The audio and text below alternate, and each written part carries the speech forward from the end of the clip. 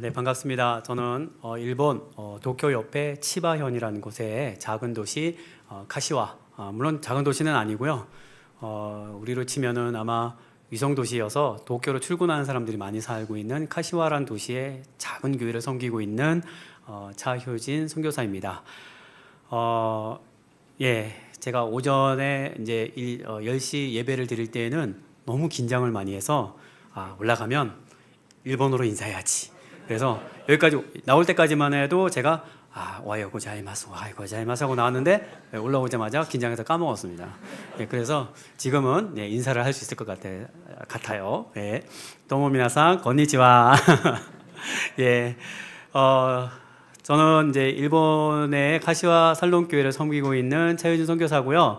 일본에 간 지 이제 6년째 됐는데 카시와 살론 교회를 섬긴 지는 이제 1년 딱 지났습니다.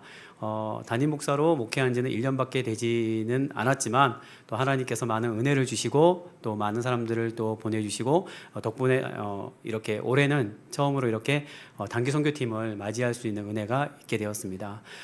그리고 또 이런 하나님께서 또 은혜를 주셨는 가운데 또 이렇게 설교할 수 있고 또 함께 찬양할 수 있는 은혜를 주셔서 제가 얼마나 감사한지 모릅니다.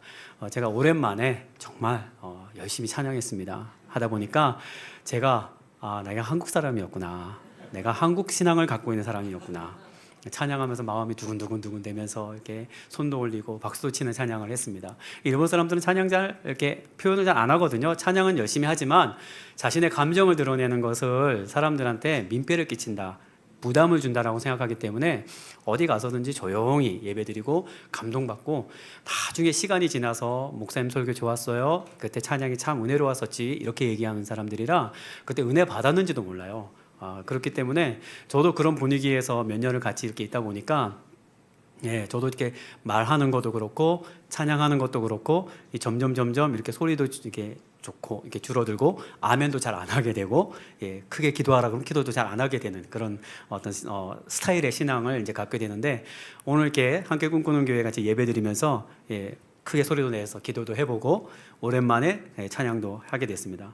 일부 예배 때 얼마나 제가 울면서 찬양을 했는지 모릅니다. 1년 만에 제가 울면서 찬양을 했던 것 같아요. 너무 감동적인 어떤 그 찬양의 은혜를 하나님께서 주셔서 초대해 주셔서 너무 감사하다는 말씀을 이렇게 같이 드리고 싶었습니다. 오늘 같이 함께 나눌 하나님의 말씀은 아브라함에 대한 이야기인데요.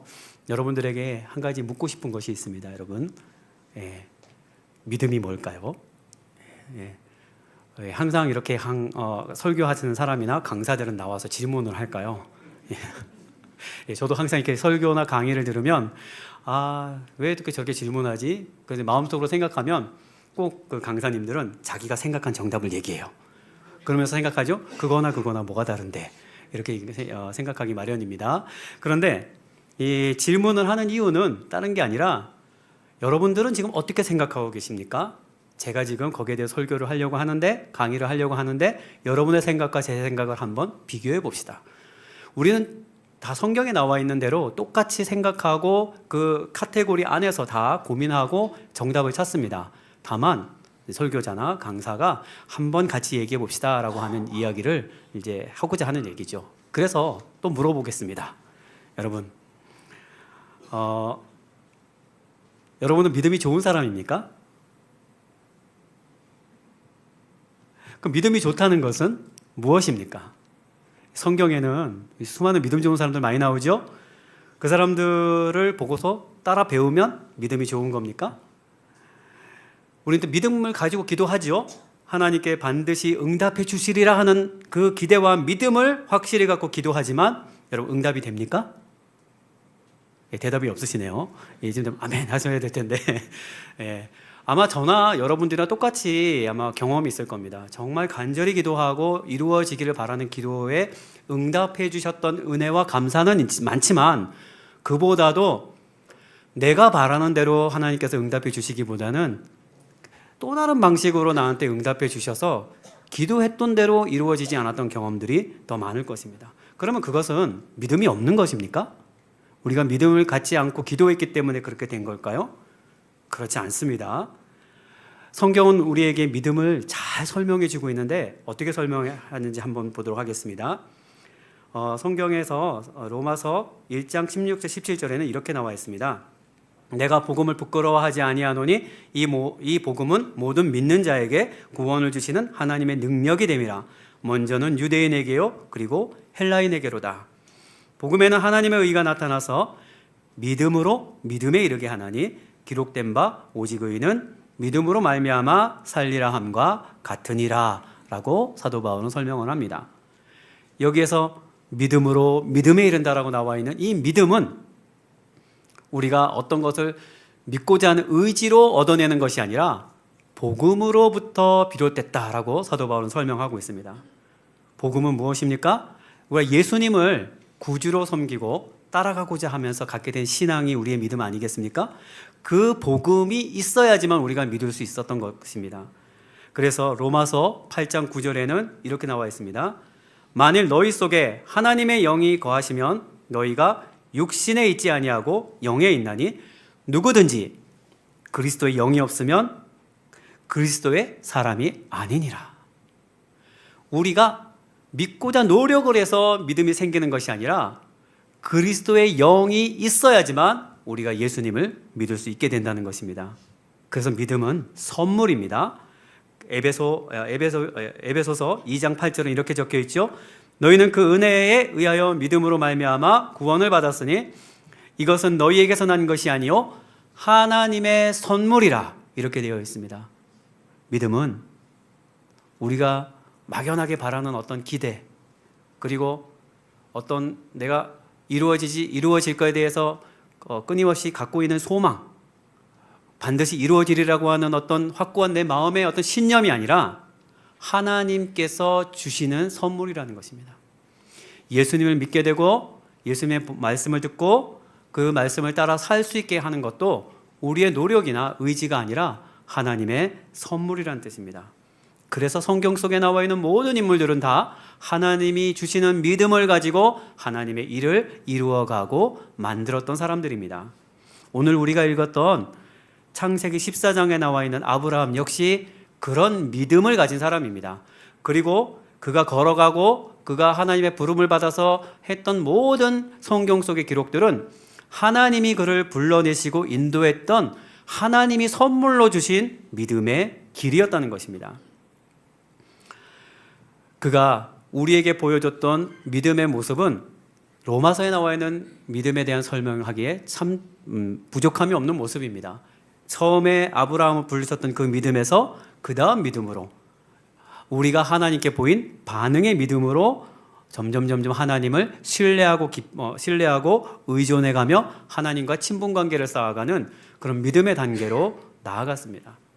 그래서 오늘 우리가 아브라함의 믿음을 통해서 함께 하나님의 말씀을 한번 살펴보려고 합니다.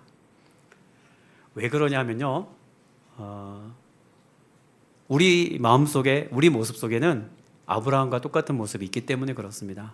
저 역시도 그러하고 여러분 역시도 어쩌면 아브라함과 똑같은 모습이 있기 때문에 그렇습니다. 어떤 모습인지 한번 살펴볼게요. 먼저는 아브라함의 첫 모습입니다. 아브라함이 우르에서 떠나서 하란에 정착했을 때 아버지가 돌아가셔요. 그리고 그 돌아가신 그 다음에 그 슬픔을 안고 가나안으로 들어갔습니다. 하나님께서 약속하신 땅으로 들어갔는데 놀라운 일이 일어나야 될 것 같은데 놀라운 일이 일어나지 않습니다. 약속했잖아요. 들어갔잖아요.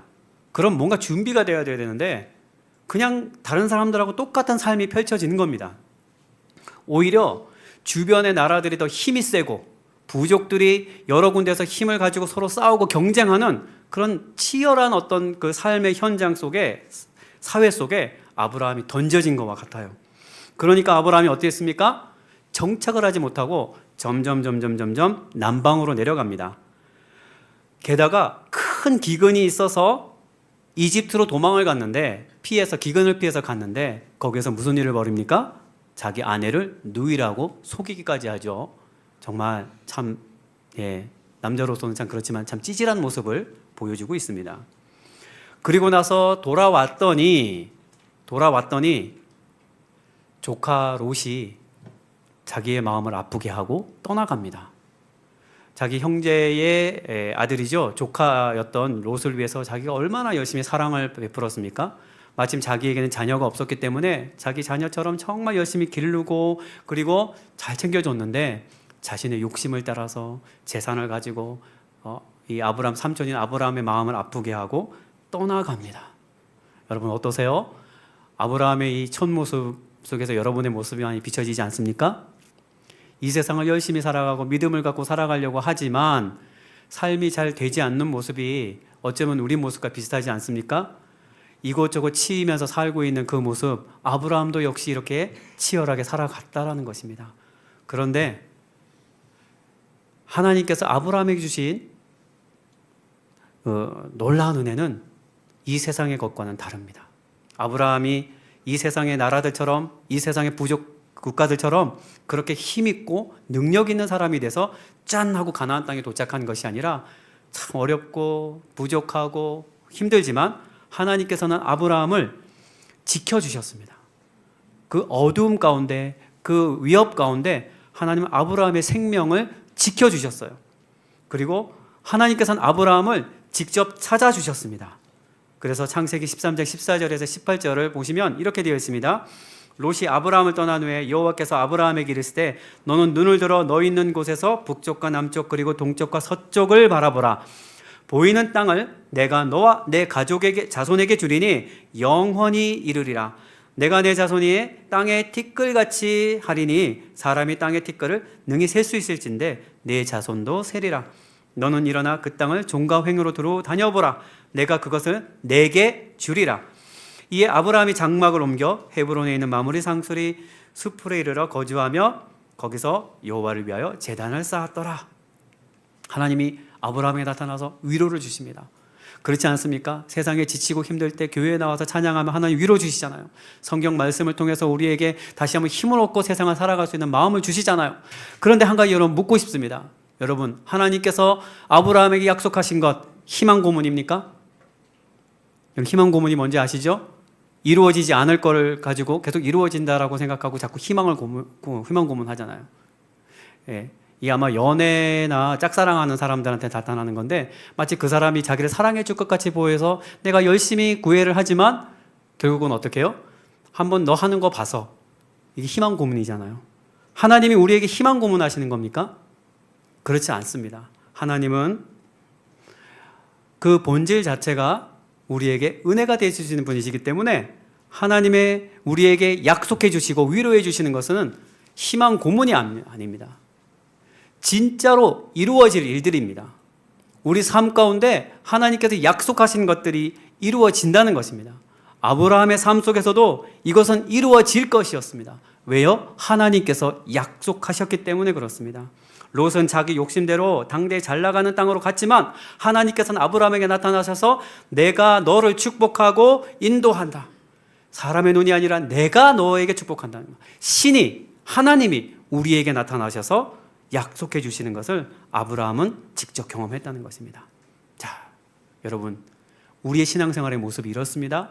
우리가 어려운 가운데 살고 있지만 하나님은 우리를 지켜주시고 하나님은 우리에게 찾아와 주시고 위로해 주시고 보호해 주십니다. 자, 그러는 가운데 아브라함은 변합니다. 어떻게 변하는지 보겠습니다. 우리 아까 본문 읽었죠? 13장 18절에 보면 이에 아브라함이 장막을 옮겨 헤브론에 있는 마므레 상수리 수풀에 이르러 거주하며 마므레 상수리 수풀에 이르러 거주하며 거기서 여호와를 위하여 제단을 쌓았더라. 그전에는 남방으로 계속 떠돌아다녔죠? 그런데 어떡합니까? 아브라함이 거주합니다. 정착하는 삶이 시작됐습니다. 그리고 또 어떻습니까? 13절 보시겠습니다.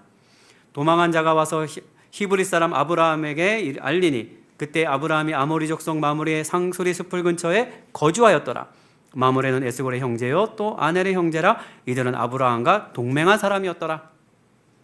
아브라함이 그전에는 모든 부족을 다 두려워했고 심지어는 이집트 파라오한테 가가지고 자기 아내를 누이라고 속이는 그런 모습까지 보였지만 이제는 어떻습니까? 주변의 부족, 이 마므레 상수리 숲에 거주하는 이 삼형제 부족을 자기와 동맹을 맺는 그런 관계를 만들었습니다.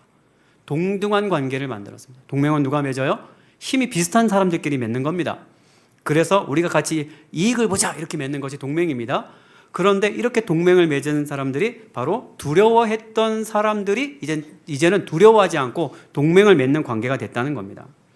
그리고 14장 14절에 보면 아브라함이 그의 조카가 사로잡혔음을 듣고 집에 길리고 훈련된 자 318명을 거느리고 단까지 쫓아가서 집에서 사람을 길렀습니다.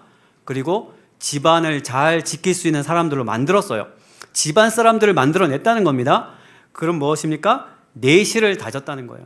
그 전까지는 이리 두렵고 저리 두려워서 무엇을 하나 뺏길까 두려워했던 마음이 있지만 자기 집안 사람들을 길러낼 수 있을 정도로 그렇게 잘 집안을 살림을 잘 했다는 거예요. 경영을 잘 했다는 겁니다.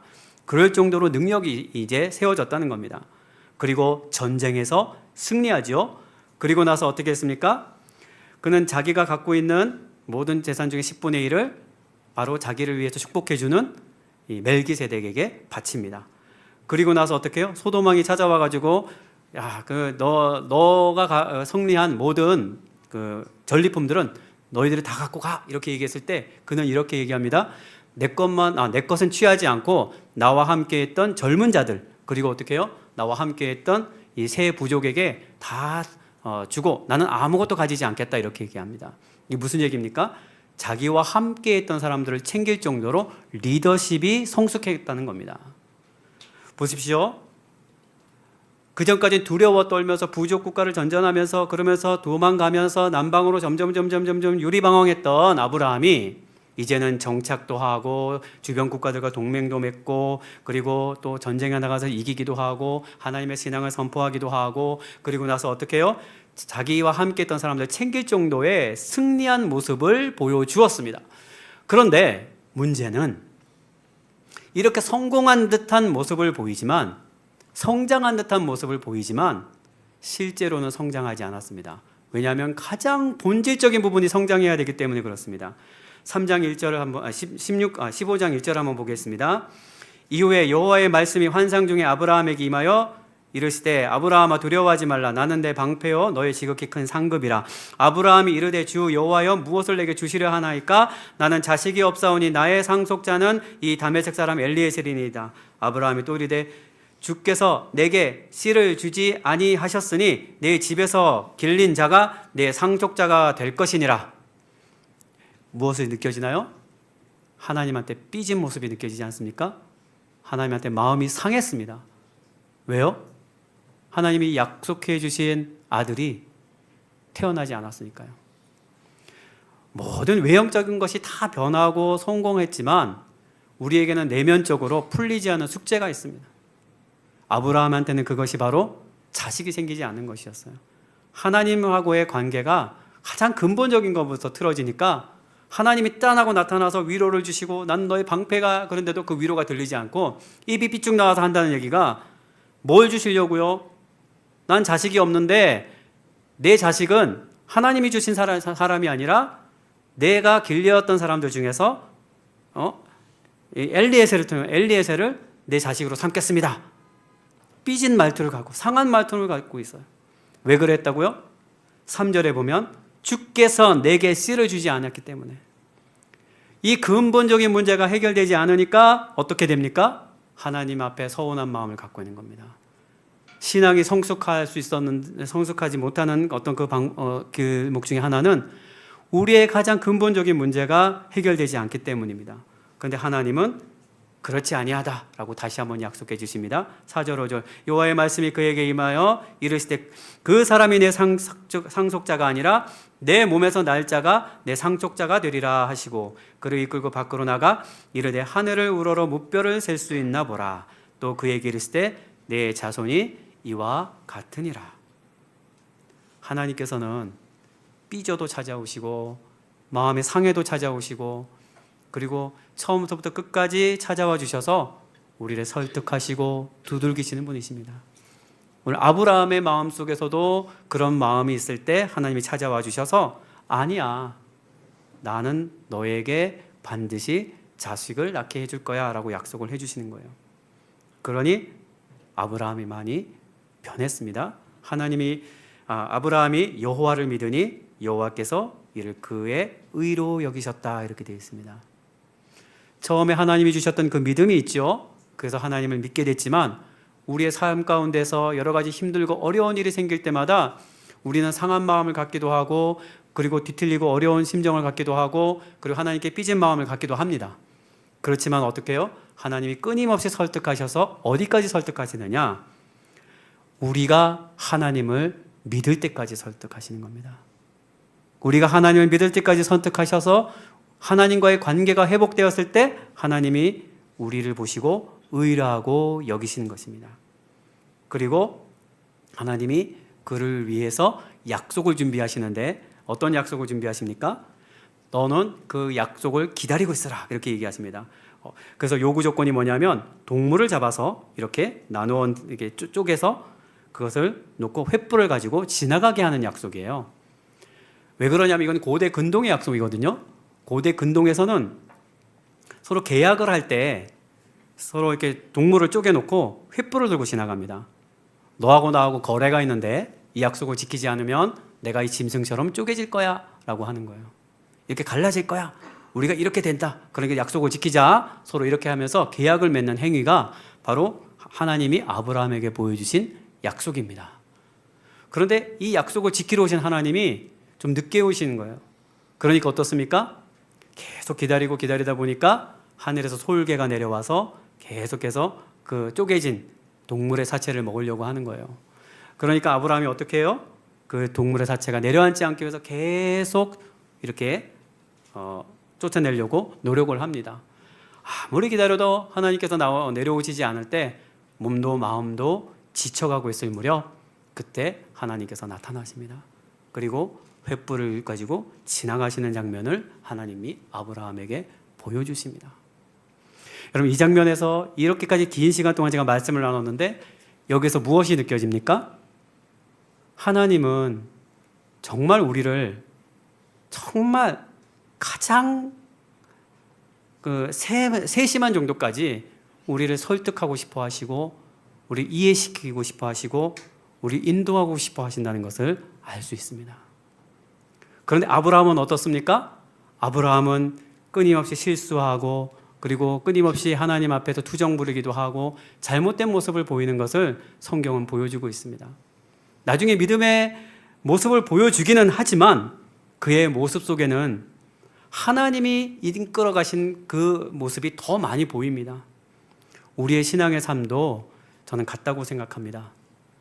여러분과 저의 모습이 예배 때 앉아있는 이 모습이 어쩌면 믿음 있는 모습처럼 보이고 살면서 내가 신앙생활을 가지는 것이 정말 대단한 것처럼 보이지만 하나님이 그것을 시작하지 아니하시고 하나님이 그것을 인도하시지 아니하신다면 우리는 우리의 믿음이 얼마나 우리 삶 속에서 이루어질지에 대해서 실패하며 어려운 마음을 가질 수밖에 없는 것을 보게 됩니다.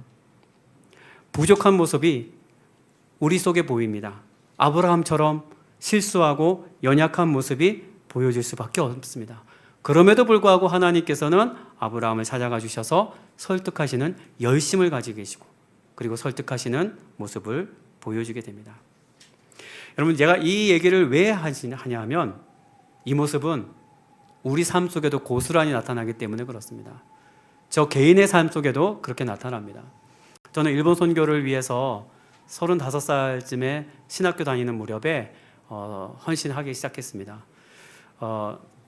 처음에 일본에 갈 때는 제가 놀러 가는 마음으로 갔습니다. 왜냐하면 저희 다니는 신학교에 일본에 찾아가서 찬양으로 선교하는 프라텔리라고 하는 중창팀이 있었어요. 그 프라텔리를 통해서 일본에 간다고 하니까 너무 좋았습니다. 야, 나도 한번 해외여행을 가는구나. 그리고 나도 여권을 만드는구나 라고 이렇게 갈 수 있는 마음이 생겨서 너무 좋았습니다. 그 프라텔리라고 하는 찬양팀, 그 중창팀을 만든 것이 우리 목사님이시더라고요. 우리 목사님이 제 그 프라텔리 중창팀을 만들었는데 제가 그 후배로서 이제 가게 된 것입니다. 자, 그래서 처음에 갔을 때 가서 여러 교회를 돌아다니면서 그러면서 찬양을 하게 됐는데 참 다행스럽게도 그때는 제가 일본 선교를 생각하지 않았어요. 가서 스시도 먹고 돈가스도 먹고 그리고 또 여러 군데에 대해서 좋은 것도 보고 도쿄로 처음 갔거든요. 너무 즐겁고 신났습니다. 자, 두 번째 어떻게 했겠습니까? 어떻게 했겠습니까? 두 번째도 당연히 가야죠. 왜냐하면 스시, 신선한 스시를 먹을 수 있는 삿포로기 때문에 그렇습니다. 그래서 삿포로로 갔습니다. 가서 또 열심히 스시집 가서 스시도 먹고 그리고 찬양도 열심히 했습니다. 그런데 하루는 눈이 이만큼 쌓인 곳에 차 위까지 눈이 쌓였어요. 이 삿포로란 지금 북해도는 항상 눈이 많이 오잖아요. 그걸 헤치고 이렇게 들어갔는데 작은 건물이 나오고 그 건물의 문을 여니까 너무 이쁜 교회가 나오는 거예요. 너무 이쁜 교회가 나와서 딱 그분들하고 이제 얘기를 하다 보니까 너무 안타까운 겁니다. 왜냐하면 교회도 이쁘고 성도들도 모여 있는데 목사님이 없대요. 목사님이 없다고 하니까 너무 안타까운 마음이 이렇게 딱 드는 겁니다. 근데 거기서 끝났으면 좋겠는데 그게 자꾸 마음속에 남는 거예요. 돌아와서도 계속 생각이 나는 겁니다. 근데 생각해 보니까 그래요. 내가 목사가 되고 그 다음에 하나님께 헌신해서 국내 목회에는 헌신했지만 해외 선교는 한 번도 생각해 본 적이 없거든요. 일본을 갈 수 있을까? 일본에 가도 될까? 내가 그런 사람이 돼도 될까라고 하는 마음을 제가 가졌습니다. 그런데 하나님께서 그 마음을 놓치지 않고 끊임없이 갖게 해주셔서 제가 그 다음 지역은 후쿠오카를 갔어요. 후쿠오카에 가서 작은 교회를 갔는데 너무 어려웠습니다. 왜냐하면 우리 목사님처럼 찬양을 잘하시는 분이 같이 오면 좋겠는데 그런 전문가 전공을 했던 친구들이 교회 사역 때문에 다 빠지고 저처럼 이렇게 좀 못하는 사람들만 갔어요. 더군다나 통역하는 친구도 못 온대요. 그러니까 6명이 갔는데 6명이 다 노래를 다 못해요. 가는 데마다 맨날 울었습니다. 돌아와서 노래를 너무 못하는데 사람들 우리 노래를 듣고 다 울었거든요. 우리가 불쌍해서 울었는지 은혜를 받아서 울었는지 잘 모르겠지만 돌아와서 우리가 너무 막 힘든 거예요. 그러니까 울고 그러면서 그래서 일주일을 보냈던 기억이 납니다. 근데 저희 묵었던 교회에서 이제 예배를 드리는데 저희 통역자가 없잖아요. 그러니까 어떡합니까? 교회 목사님께서 영어로 이렇게 해주셨어요. 그럼 우리가 영어를 다 잘해서 그걸 읽었을까요? 이 사전 찾아가면서 이제 봤습니다. 그런데 너무 감사한 일이 있었어요. 왜냐하면 은혜가 너무 됐습니다. 그 설교를 이렇게 제가 보면서 목사님의 신앙 고백, 그 성도들의 헌신적인 마음, 이 마음들을 다 제가 이렇게 영어를 잘 못하지만 잘 볼 수가 있었어요. 그래서 마음속에 생각했습니다. 내가 이런 일본 분들이라면 섬길 수 있겠다. 부족하지만 이분들이 오히려 나를 도와줄 수 있겠다라는 마음으로 일본 선교를 시작했습니다. 그래서 선교를 시작하는 마음으로 돌아와서 이제 가야지 하고 했는데 길이 열리지 않은 거예요. 왜냐하면 우리 교단에는 결혼을 안 하면 목사 안수를 주지 않습니다. 그래서 소개팅을 하러 만나는 곳곳마다 저는 일본 갈 건데요. 그러면 안 되겠는데요. 이렇게 돼서 계속 그렇게 거절당하다가 하나님께서 너무 감사하게 지금의 아내를 보내주셨어요. 그래서 같이 이제 우리가 이제 은혜를 받았던 후쿠오카로 이제 들어가게 됐는데 그때 저희 부부를 보고 그때 이제 제 아내가 임신 7개월이었고 이제 곧 이제 출산을 해야 되는 상황에서 저보다 먼저 들어갔던 동기인 일본인 한국인 선교사가 저를 불러서 식사를 사주면서 이렇게 얘기하는 겁니다. 형님 같으면 어려운 교회 말고 좋은 교회 갈 수 있어요. 형님 한국인이죠. 외국인 그 다음에 신학도 제대로 공부했죠. 그리고 또 조금 있으면 좋은 가족이 되잖아요. 결혼도 했잖아요. 그렇기 때문에 일본어만 조금 더 잘하시면 좋은 교회 갈 수 있어요. 그러니까 너무 어려운 데 가지 마시고 좋은 데 가세요. 저를 생각해 주신 거 해서 한 말입니다. 그래서 생각했습니다. 그래. 그럼 내가 일본어 열심히 해서 안정적인 삶을 갖고 가야지. 옛날에 하나님 목사 없는 교회로 가겠습니다. 그러니까 까맣게 잊고 있었죠. 자, 그러다가 저희를 이제 소개해 주시고 인도해 주시는 일본인 목사님이 본인이 이제 은퇴하시고 목사님 없는 교회 설교를 이제 매주마다 돌아가면서 이렇게 봉사를 해 주시는데 저희를 불러 주셨어요. 같이 가자고. 딱 갔더니 교회가 엄청 커요. 그런데 5명 앉아 있었습니다. 근데 진짜 크리스찬은 2명이었고요. 한 사람은 이제 믿을까 말까 하는 사람이었고, 한 사람은 그냥 따라온 사람이었고, 한 사람은 왜 왔는지 모르겠지만 일단 와 있어요. 5명이 이렇게 앉아서 예배를 드리는데 참 이게 무슨 일인지 모르겠어요. 돌아오는 길에 그 목사님이 이렇게 얘기하셨습니다. 저 교회가 저렇게 큰 교회가 이렇게 번듯하게 서 있는데 너무너무 안타까운 것은 이 교회에 와줄 목사님이 없다는 겁니다. 왜냐하면 목사님을 한 분 모셔서 담임 목사로 세울 때에는 사례비를 줘야 되잖아요. 근데 목사님 사례비를 줄 돈이 없다는 거예요. 그 두 분이서 겨우겨우 어렵게 교회를 유지해 가고 계셨던 거예요. 나머지 분들은 헌금을 잘 안 하시죠. 예, 그러니까 두 분이서 헌신적으로 이렇게 섬기는 그런 교회였던 겁니다. 그렇기 때문에 한국인 선교사가 와서 이런 교회를 감당해주면 얼마나 좋을까라고 저한테 얘기했어요. 저한테 가라는 얘기는 안 하시고 얼마나 좋을까. 예, 일본인 분들은 푸시 안 하잖아요, 그죠? 그러면 참 좋은데 이렇게 얘기하십니다. 집에 돌아와서 제 아내하고 둘이서 얘기를 했어요. 앞으로 우리는 이렇게 했으면 좋겠다. 일본인 선교를 하는데 목사 없는 교회로 갔으면 좋겠다. 왜냐하면 오늘 가서 보니까 이게 하나님의 부르심인 것 같아 라고 해서 그런 마음을 먹었습니다. 그리고 2년 동안 저희가 한 교회를 협력하고 이렇게 도와주면서 제가 일본어도 배우고 일본 문화도 배웠어요. 그러던 중에 저희 학교, 저희 그 신학교 선배님이신 일본 선교사님 분이 저한테 전화를 주셨습니다. 치바에 교회가 하나 나와 있는데 선교사님 혹시 가질 생각 있으세요? 그러던 거예요. 선교사님 앞으로 어떻게 계획하세요? 그래서 여러 군데 갈 곳이 많지만 이곳이 나와 있는데 한번 오시겠어요? 라고 하는 겁니다. 가서 봤더니 교인들은 10명 정도 모이고 상가죠. 이렇게 1, 2, 3층에 상가 사무실 같이 이렇게 오피스처럼 돼 있는데 멋진 오피스가 아니에요. 낡은 상가 건물에 10명 모여서 예배드리고 코로나 때 사람들이 다 떠나고 그리고 그 담임 목사님은 이제 80이 되셔서 자꾸 쓰러지시고 그리고 기억도 가물가물해지셔가지고 이렇게 어려운 교회입니다. 갔는데 우리가 사례를 드릴 수 없을 것 같아요. 그래서 저희하고 아내하고 둘이서 결심을 했습니다. 그래 가서 섬기자라고 하는 마음으로 카시와 살롬 교회를 제가 이제 작년 3월부터 가게 됐습니다. 근데 어떻게 보면 내가 선교사로서 정말 잘할 거야 하는 마음으로 갔잖아요. 갔는데 1년 동안 느낀 거지만 저의 부족함이 너무 많이 보입니다. 예, 제가 일부 예배 때는 얘기하지 않았지만 저는 성격이 내성적이거든요. 혹시 MBTI 아십니까? 예, 저는 INTP입니다. 예, 그런데 꼼꼼해야지요. 사람 돌봐야지요. 자꾸 사람들 만나야지요. 설득해야지요. 찾아가야지요. 제가 제일 싫어하는 게 전화거든요. 예, 전화해야지요. 전화 안 하고 있으면 우리 사모님이 제 아내가 그럽니다. 뭐 하는 거야? 빨리 전화해야지. 그분이 지금 이번에 어디 아프셔가지고 병원에 갔다 오셨는데 빨리 전화해야지 이렇게 얘기하십니다. 그러면 마지못해 전화해서 모시모시 이렇게 얘기합니다. 너무너무 부족한 모습이 보이는 거예요. 저보다 제 아내가 일본 선교를 먼저 했기 때문에 CCC 선교사라서 저보다 일본어를 더 잘합니다.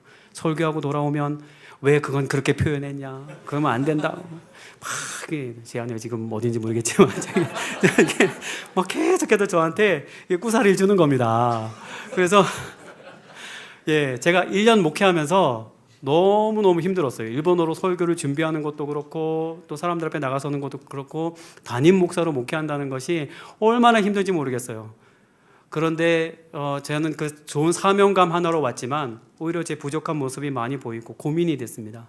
그럴 때 하나님께서 들려주신 것이 이 아브라함의 모습이었어요. 아브라함 봤지? 너 그 어려운 모습 갖고 있지만 내가 너를 도와줄게. 내가 너랑 함께 해줄게. 그러니까 너의 부족함에 집중하지 말고 나의 인도함에 집중해 줬으면 좋겠어 라는 그런 마음으로 제가 설교 본문을 읽었습니다. 우리는 다 부족해요. 우리는 참 어렵습니다. 그리고 우리는 우리 삶에 있어서 다 우리가 신앙생활 잘하는 것처럼 옆 사람은 보이지만 실제로 가서 살펴보면 이게 어렵고 저게 어렵고 이게 안 되고 저게 안 되는 게 너무 많습니다. 저는 제가 참 일본에서 누가 보면 참 헌신 잘하는 그런 선교사로 목사 없는 교회 가서 얼마나 고생하십니까 그러지만요, 어림도 없습니다. 제 안에 보면 너무나도 게으르고 너무나도 뭐라 그럴까 이렇게 목회적이지 못한 모습이 제 안에 너무 많이 보입니다. 저희 성향의 한계도 많이 보입니다. 그럴 때 하나님께서 아브라함도 역시 그랬어. 그러니 너무 힘들어하지 말고 두려워하지 말고 같이 갔으면 좋겠어 라고 저에게 주신 말씀이 이 말씀이었던 거예요.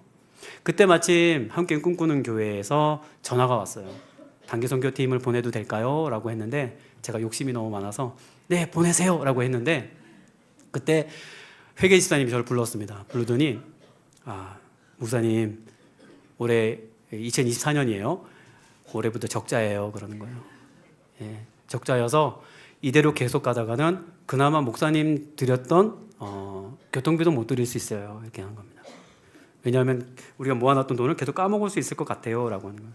그래서 저희 당회라 그러죠. 저희 이제 소회라 그러는데 소회 회원들이 모여서 이제 얘기했습니다. 어떻게 하면 좋을까요? 그랬더니 그러면 새로운 예배당을 찾죠. 그랬는데 새로운 예배당을 살 만큼의 돈이 없어요. 예, 돈을 갖고 있지 않습니다. 그럼 어떻게 하면 좋을까요? 그러면 교회 사람들한테 헌금을 받읍시다.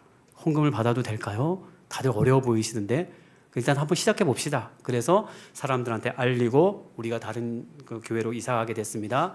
우리가 매달 내일 야칭이면 그러니까 야칭이 뭐냐면 이제 월세죠. 월세면 지금 여러분들이 교회채를 내준 거에서 조금씩 갚으면 될 것 같아요. 라고 인간적인 계산으로 이제 시작을 하게 된 거죠. 그런데 사람들이 헌신을 할까 싶은 마음이 있었지만 이분들이 10명밖에 안 되는데 모두가 헌신을 해준 겁니다. 모두가 헌금을 참 힘에 붙이도록 개인이 막 몇천만 원씩 내고 그랬어요. 왜 이분들이 돈이 있나? 그럼 평소에 헌금을 잘 내면 될 텐데 왜 이렇게 큰 돈을 내고 헌금을 안 냈을까? 딱 살펴봤는데 평소에 헌금을 잘 내시면 제 사례도 나오잖아요. 근데 알고 봤더니 이분들이 다 연금으로 이렇게 생활하신 분이에요. 다 이렇게 일본의 버블 시대라 그러죠. 그때 황금기를 보냈던 분들이기 때문에 이렇게 몰래는 아니죠. 자신들이 저축을 해뒀던 돈들이 많습니다. 일본에 그런 부자들이 많다고 그러잖아요. 근데 설마 우리 교회 분들이 그런 부자들일지는 몰랐던 거예요. 다달이 받는 돈은 없지만 모아놨던 돈들이 많은 거예요. 그런데 젊은 한국 목사가 와가지고 막 힘에 부치게 목회한다 그러지, 말도 안 되는 일본어로 자꾸 전화해서 막 뭐라 그러지. 그러니까 한번 도와주자. 그래서 그 10몇 명 되는 분들이 다 힘을 보태서 냈습니다. 그런데도 돈이 모자랐어요. 그래서 어떻게 했느냐, 교단에서 1억 원 정도를 빌릴 수 있다. 그래서 그러면 빌리자. 그런데 조건이 있다. 심사를 받아야 된다. 이거 어떻게 심사를 받지? 하고 서류를 다 준비했습니다. 그래서 다 넣었어요. 다 넣었는데 이게 한 달이 지나도 소식이 없고 2달이 지나도 소식이 없는 거예요. 자꾸 이제 함께 꿈꾸는 교회 전화해서 우리 숙소 어떻게 해요? 이렇게 물어보죠. 그러니까 제가 호텔에서 자야죠. 이렇게 얘기했습니다. 호텔이 얼마예요?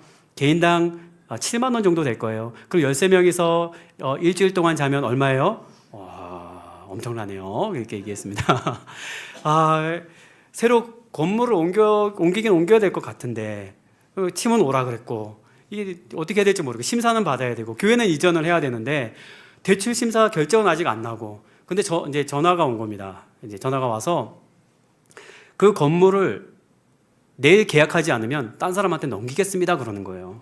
지금 우리가 받았던 건물을 준비하고 기도했던 건물을 넘기겠다는 겁니다. 야, 이번에도 실패구나. 올해는 또 이렇게 끝나는구나. 내년에 다시 한번 해볼까? 이런 마음을 갖고 있었는데 그날 저녁에 이제 회의를 했습니다. 오사카에 계신 분, 그 다음에 여기 있는 분, 저기 또 카나가와에 계신 분, 저기 삿포로에 계신 분 다 줌으로 회의를 하는데 저희 건물 구입을 법인 등록을 위해서 도와주기로 하셨던 분이 그날 저녁에 막 화를 내는 겁니다. 아니 회의하기로 했으면 회의를 해서 빨리 결정을 해서 대출 결정을 해줘야지 왜 안 해주고 있어 이렇게 얘기하는 겁니다.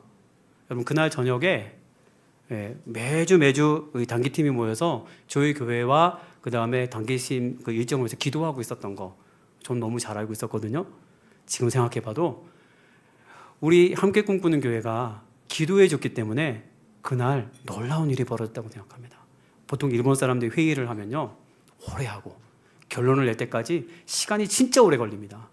그래서 일본 사람들 성향이 어때요? 돌다리도 두들겨 보고 깨물어 먹고 지나가는 사람들인데 이 사람들이 결정을 내기까지 얼마나 오래 걸리겠습니다. 2달, 3달 지나도 결정이 안 나는데 그날 저녁에 빨리 결정을 내라고 안 그러면 딴 사람한테 계약하니까 막 하라고 이렇게 막 푸시를 하는 거예요. 그러니까 담당 목사님이 우리 대출 심사에 있는 모든 목사님한테 다 전화를 해서 오케이 사인 떨어진 겁니다. 그래서 건물 구입을 할 수 있게 되었어요. 그래서 단기팀을 받을 수가 있게 됐던 겁니다. 여러분이 함께 기도해 줬기 때문에 우리 팀이 함께 꿈꾸는 교회에서 함께 기도해 줬기 때문에 그런 일이 벌어지는 겁니다. 너무나도 감사하고 너무나도 참 은혜로운 일들이 일어나고 있습니다. 이렇게 함께 꿈꾸는 교회를 연결해 주시고 함께 인도해 주신 것이 하나님의 은혜라고 생각합니다. 다 제가 잘났거나, 다 제가 목회를 잘하거나, 다 제가 인간관계가 좋거나, 제가 이렇게 말을 잘하거나, 지금 말도 계속 떠듬떠듬 하잖아요, 그죠?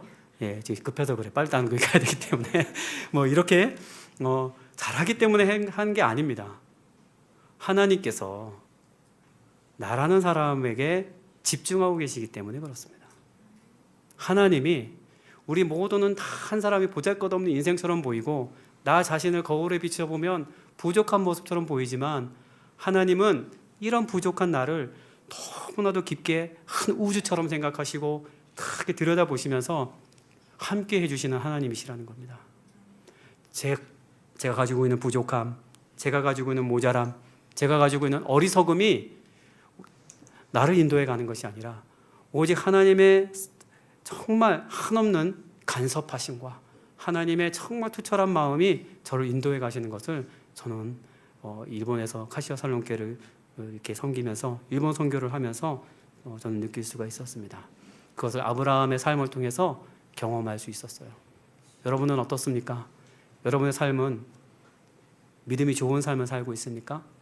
여러분의 삶은 아브라함처럼 어쩌면 두렵고 때로는 좌충우돌하고 때로는 어렵지만 정말 이렇게 거적거적하면서 이렇게 하나님의 손을 붙들고 가는 그런 신앙의 삶을 살고 계십니까? 어떤 모습이든지 간에 선교사이든 성도이든 우리 모두는 이 땅에 선교사로서 보냄을 받은 사람들입니다. 아브라함처럼 이 어려운 세상 속에 보냄을 받아서 선교 사역을 감당할 수 있게끔 보냄을 받은 사람들이라고 생각합니다. 내 힘이 부족하고 내가 어렵지만 하나님께서는 처음부터 끝까지 아브라함을 도와주셨던 것처럼 도와주시고 함께 해줍니다. 그 가운데서 처음에는 믿음으로 반응하지 못했던 것들이 하나님하고 하나하나 추억이 쌓여가면서 신뢰가 쌓여가면서 깊어지고 그리고 더욱더 하나님을 의지하며 아브라함처럼 하나님을 믿고 하나님이 우리의 믿음을 의로 여기시는 신앙의 삶이 완성되어져 갑니다. 아브라함은 나중에 또 실수합니다. 그렇지만 그럼에도 하나님은 이끌어 가십니다. 저도 실수할 것입니다. 저도 어려움을 또 겪을 것입니다. 그렇지만 저는 오늘 제가 읽었던 아브라함의 모습처럼 하나님을 붙들고 갈 것입니다. 여러분 저를 위해서 기도해 주십시오. 우리 함께 기도하겠습니다. 하나님 아버지 감사합니다. 하나님의 이 말씀이 각 우리 성도님들에게 은혜의 말씀으로 전달되어지길 성령께 간절히 원합니다. 우리들은 우리의 삶 가운데 하나님 부족하고 모자란 것이 너무 보여서 내가 신앙생활 잘하는 것일까 생각할 때가 많고 내게 주어진 일들을 잘 감당할 수 있을까라고 고민하고 걱정하지만 하나님께서는 우리의 실력과 능력이 아니라 우리 자체를 보시고 우리 인도해 주신다는 것을 아브라함을 통해 약속해 주셨습니다. 하나님 너무 감사합니다. 보잘것없는 저를 일본 선교사로 보내주셔서 감사합니다. 보잘것없는 우리를 크리스찬으로 만들어주셔서 감사합니다. 이 시간 예배하러 오신 우리 많은 성도님들의 삶 가운데 하나님의 그런 성장시키시는 믿음이 이루어지길 소망합니다. 특별히 우리 함께 꿈꾸는 교회가 일본 교회를 위해서 기도할 때 하나님 우리 일본의 많은 성도들이 이렇게 풍성한 찬양을 하고 하나님께 돌아오는 역사들이 있게 하여 주시옵소서. 하나님 신사를 버리고 잘못된 신들을 버리고 부처를 버리고 예수께 돌아와 찬양하는 일들이 일어나게 하여 주시옵소서. 우리 함께 꿈꾸는 교회의 기도를 통해서 모든 역사를 이루실 하나님을 의지하며 예수님의 이름으로 기도드립니다.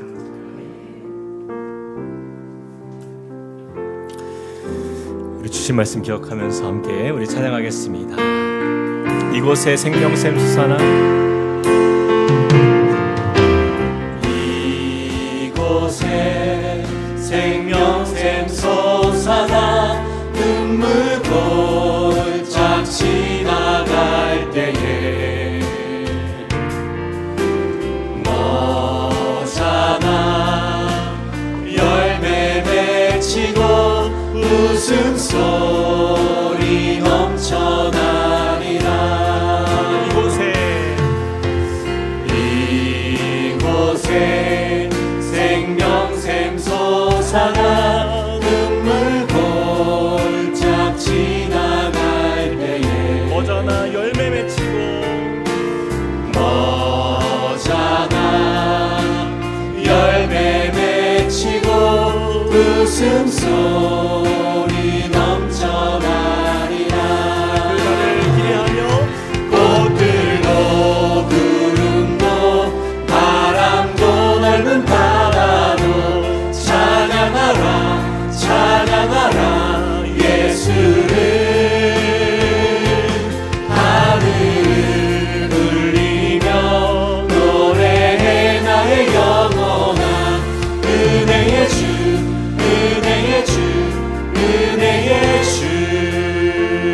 다시 한번 이 찬양 드릴 때요, 정말 이 가사의 고백처럼 정말 일본 땅에도 정말 그러한 아름다운 주님의 복음의 역사, 아름다운 주님의 나라가 임하는 역사, 그러한 주님의 아름다운 꽃향기가 또 열매가 넘쳐나는 땅이 되기를 소망합니다. 이 찬양이 여러분 일본 찬양이라는 거 아시죠? 일본에서 건너온 찬양이 거의 없는데 이 찬양이 일본에서 만들어진 찬양이에요. 우리 이 찬양 부르면서 하나님 일본 땅과 또한 그 치바현과 또 카시와 샬롬 교회 그곳에 이 가사의 고백처럼 아름다운 그러한 꽃들이 정말 만발하게 피어나는 것처럼 아름다운 소식을 들은 그러한 주님의 아름다운 향기가 넘쳐나는 교회로 설 수 있도록, 그런 땅이 될 수 있도록 은혜를 달라고 우리 같이 한 번 더 찬양하겠습니다. 이곳에 생명샘 솟아라, 이곳에 생명샘 솟아나 눈물 골짝 지나갈 때에 머자나 열매 맺히고 웃음소리 넘쳐나리라. 꽃들도 구름도 바람도 넓은 바다도 찬양하라 찬양하라 예수를. 하늘을 울리며 노래해 나의 영혼아 은혜의 주 은혜의 주 은혜의 주. 꽃들도 구름도 바람도 넓은 바다도 찬양하라 찬양하라 예수를. 하늘을 울리며 노래해 나의 영혼아 은혜의 주 은혜의 주 은혜의 주. 우리 같이 한번 기도하시겠습니다. 오늘 들은 말씀을 좀 기억하면서요, 여러분 아브라함이 얼마나 그의 삶을 볼 때에 참 연약했습니까? 그럼 그를 성장시켜 가시고 하나님을 이끄실 때에 그것이 아브라함이 자신이 무엇을 잘해서가 아니라 하나님 그에게 복음으로 또한 믿음을 허락하여 주셔서 하나님의 사람 만들어 주신 하나님의 역사인 줄 믿습니다. 여러분 우리의 자신을 돌아보면요, 참 우리가 약하죠. 우린 참 약합니다. 그러나 주님께서 우리에게 주신 것은 그 약한 것 속에서 일하시는 하나님을 보게 하심으로 하나님의 그 능하신 역사를 우리에게 꿈꾸게 하시고 주님의 일하심을 그래서 우리가 볼 수 있는 것입니다. 하나님, 내 인생의 연약한 모습 아브라함처럼 나는 작고 보잘것없지만 그러나 주님이 나를 불러주셨고 나를 세워주셨고 나의 삶 속에 주님은 여전히 역사하셔서 나의 연약한 인생을 통해 주님의 크심을 드러낼 줄 믿습니다. 그 믿음으로 주님께 나아갑시다. 같이 한번 기도하며 나아가시겠습니다. 사랑의 하나님, 주님을 의지합니다. 하나님, 우리의 연약한 인생 위에 하나님께서 주님의 뜻을 이루어 가시고 하나님의 꿈을 세워 가실 줄 믿습니다. 하나님, 우리는 부족하고 약하여서 하나님 우리가 볼 수 있는 것이 없고 하나님 우리는 늘 실망하고 우리는 늘 넘어지고 우리는 늘 낙심하지만 그러나 주님의 그 선하신 능력 안에서 하나님 우리가 꿈꾸며 주님 앞에 나아갑니다. 하나님의 크신 역사 보기 원합니다. 하나님의 크신 사랑 안에 구하길 원합니다. 하나님, 우리를 향하여서 주님의 나라로 우리를 세워가시고 주님께서 우리에게 크신 역사를 이루어가시고 하나님, 우리는 아무것도 할 수 없지만 그러나 주님께서 나를 믿으라 말씀하실 때에 주님의 전능하신 주님의 손을 보길 원합니다. 하나님, 주님의 얼굴을 구합니다. 하나님, 우리의 삶을 통하여서 주님의 능하신 손으로 하나님 이 땅 가운데에 주님의 살아계심이신 것 되게 하여 주시옵소서. 아버지 하나님의 크신 은혜 가운데 우리가 나아가오니 하나님, 주님 우리를 만져주시고 하나님, 우리가 아브라함처럼 아버지 하나님 우리의 삶 속에 주님의 베푸신 은혜 안에서 자라가며 하늘 성장하며 믿음으로 주님을 의지하는 주의 백성 되도록 주여 축복하여 주시옵소서. 주님을 의지합니다. 함께하여 주시옵소서. 주님을 의지합니다. 우리 이어서 같이 한번 더 기도할 때에 여러분, 오늘 우리 말씀을 나누어 주신 우리 차효진 선교사님 그 가정과 또한 일본에 있는 우리 카시와 샬롬 교회 또 그 땅을 위해서 잠깐 우리 중보했으면 좋겠어요. 하나님께서 우리 이번에 대학 청년부를 통하여서 또 그곳에 단기 선교를 또 가게 하시는데, 하나님 참 교회가 있지만 목회자가 없어서 너무나도 어렵고 더 어려운 가운데에서 그렇게 신앙을 지키는 우리 믿음의 동역자들이 그 땅에 있습니다. 참 우리는 너무나 풍족함을 누리고 참 부족함 없이 누리지만, 그곳에서는 정말 장소를 구하는 것부터 정말 이렇게 목회자를 모시는 것부터 모든 것 하나하나가 다 하나의 어떤 어려운 과정이고 정말 기도의 제목이고 어느 것 하나 쉬운 것이 없는 선교지 위에 하나님 긍휼의 역사를 부어주시옵소서. 하나님 일본 땅에 모든 잡신이 떠나가게 하여 주시고 오직 여호와 하나님만이 유일하신 우리 하나님의 심이 고백되어지는 땅이 되어서 하나님 그곳에 주님의 나라 임하게 하여 주시옵소서. 하나님 특별히 지바현에 있는 우리 카시와 샬롬 교회를 붙들어 주시고 하나님 10명 남짓 된 그 귀한 성도들, 하나님 그들이 정말 하나님 앞에서 기도원의 300용사와 같은 하나님 힘있고 능있는 주님의 말씀 앞에 순종하는 하나님의 사람으로 세워져서 하나님 그 땅 위에 아름다운 복음의 역사 나타나도록 은혜 베풀어 주옵소서. 우리 선교사님 가정을 또한 축복하면서 우리 같이 한번 기도하며 나가시겠습니다. 사랑의 하나님, 주님을 의지합니다. 하나님 일본 땅에 하나님 주님의 또한 몸된 교회를 세워주시고 하나님 복음의 역사를 일으키시는 주님을 찬양합니다. 하나님의 살아계신 우리 가운데 임하실 줄 믿습니다. 주님의 크신 역사 안에 우리가 나아가오니 하나님의 크신 아름다우심이 하나님 이 땅에 임하게 하여 주시옵소서. 하나님 일본 땅 가운데에 하나님 주님의 선하신 역사 나타나게 하여 주시고 하나님 작고 아버지는 미약한 교회지만 하나님 그곳에 아브라함처럼 주님이 쓰실 줄 믿습니다.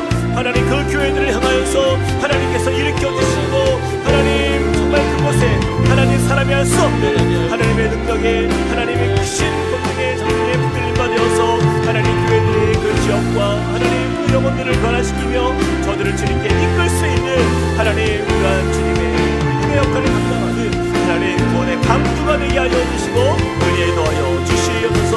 하나님 우리 자유지 성사님의 가정을 축복합니다.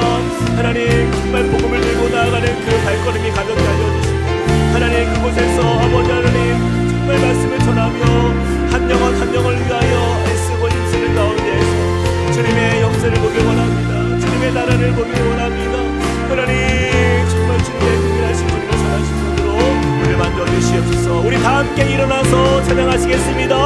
꽃들도 구름도 꽃들도 구름도 바람도 맑은 바다도 찬양하라 찬양하라 예수를 하늘을 울리며 하늘을 울리며 노래해 나의 영혼아 은혜의 주 은혜의 한 번 더 고백합시다. 꽃들도 구름도 꽃들도 구름도 바람도 넓은 바다 찬양하라 찬양하라 주님 앞에 경배하는 주님을 예배하는 날을 허락하여 주옵소서. 하늘을 울리며 노래해 나의 영혼아 은혜의 주 은혜의 주 은혜의 주 나에게 이르시기를 내 은혜가 내게 족하도다. 이는 내 능력이 약한 데서 온전하여짐이라. 그러므로 도리어 크게 기뻐함으로 나의 여러 약한 것들에 대하여 자랑하리니 이는 그리스도의 능력이 내게 머물게 하려 함이라. 그러므로 내가 그리스도를 위하여 약한 것들과 능력과 궁핍과 박해와 곤고를 기뻐하노니 이는 내가 약한 그때의 강함이라. 아멘. 주님 오늘 말씀을 통하여서 이 연약한 아브라함의 인생이 이렇게 주님의 한 민족을 이루는 믿음의 조상이 될 수 있었던 것은 그 약함을 통하여 하나님의 크심을 드러내는 그 역사 안에 있는 줄 믿습니다. 하나님 우리는 자꾸 부족하며 우리는 우리 자신을 돌아보면 항상 후회와 낙심뿐이지만 그러나 우리의 눈을 들어 주님 바라보면 하나님의 그 선하시고 크신 역사 우리를 향하신 주님의 크신 사랑 안에 거할 때 하나님 우리는 비로소 그때 하나님의 그 신실하신 은혜 안에서 믿음을 갖게 되는 줄로 믿습니다. 하나님 우리에게 믿음 더하셔서 하나님 주님을 향한 온전한 신뢰를 가지고 주님 나는 할 수 없지만 주님은 할 수 있고 나는 연약하지만 주님은 강하시오니 주님이 주님의 뜻 가운데에 우리를 사용하여 주시고 우리가 믿음의 일을 걸어가는 그 시간들 속에서 주님의 크신 사랑을 보게 하여 주시옵소서. 주님, 오늘 또한 우리 가시와 샬롬 교회를 축복합니다. 하나님, 우리가 문화가 다르고 나라가 다르고 또한 우리가 언어가 다르지만 그러나 아버지 하나님, 오직 성령이 너희에게 임하시면 너희가 그 권능으로 땅끝까지 복음이 증거된다 말씀하셨는데, 하나님, 그 복음의 역사가 일본 땅에도 성령의 능력 안에서 전파되게 하여 주시고 모든 우상들이 무너지게 하여 주시며 하나님의 살아계심이 그 땅 가운데 아름답게 증거되어서 우리의 찬양 고백처럼 정말 모든 온 세상의 그 역사의 그 모든 사람들이 또한 그 모든 자연 만물들이 주님을 예배하며 찬송하며 예수의 이름을 높이는 그날을 허락하여 주시옵소서. 우리 가시와 샬롬 교회가 든든히 서가는 교회가 되게 하여 주시고, 하나님, 그 땅 위에 세워진 교회가 주 예수 그리스도의 몸된 교회 역할 감당할 때에 하나님, 어렵고 힘들 때에 하나님, 그들이 아브라함처럼 쓰임받는 아름다운 열매 맺는 교회 될 수 있도록 축복하여 주시옵소서. 이제는 우리 주 예수 그리스도의 은혜와 하나님 아버지의 크신 사랑과 성령님의 감동 감화 교통하심이 오늘 말씀을 통하여서 약하고 부족한 우리의 인생을 또한 그 믿음을 성장시키며 성숙시켜 나아가시는 우리의 하나님의 은혜 안에서 믿음으로 주님 앞에 반응하며 그렇게 주님을 바라보며 나아가는 주님의 백성들 머리 위에, 그리고 그 가정과 함께 꿈꾸는 교회 위에 이제로부터 영원토록 함께 하시기를 간절히 축원하옵나이다. 아멘.